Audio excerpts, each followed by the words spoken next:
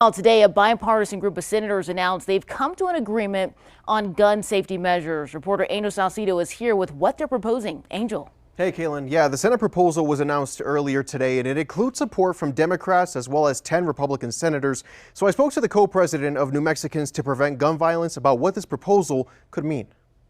A new proposal for gun reform was announced today, and it's backed by both Republicans and Democrats. We have to start somewhere. And if this is that first important step, then that's a very good thing. And here's some of what the proposal would aim to accomplish. First off, it would provide federal funding to help states implement red flag laws. Those red flag laws would allow law enforcement to take weapons away from people who are considered a danger to themselves or to others. They also want to provide training for states that already have those red flag laws. So that would be New Mexico. New Mexico would get federal funding. It would also invest money into mental health, suicide prevention, and crisis intervention programs in schools. But another really good thing about this is that we'd start finally putting some funding into mental health, also into suicide prevention. Those are 63% of our gun deaths. With this proposal, anyone under the age of 21 would have to go through an enhanced background check to purchase a firearm. It would also provide training for violence intervention programs, for restorative justice programs in school, for security for schools. And it would provide more protection for victims of domestic violence by preventing known abusers from buying firearms. It would close what's known as the boyfriend loophole. The way it is on the federal law, it's if you're married to that person or you're in a direct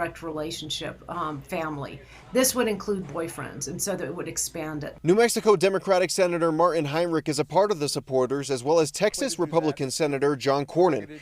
Senator Cornyn said, quote, "Our plan saves lives while also protecting the constitutional rights of law-abiding Americans." Governor Michelle Lujan Grisham also released a statement on the proposal saying, quote, "Today there is hope for a truly bipartisan deal that will save lives and make schools, neighborhoods, places of worship, and other public spaces safer."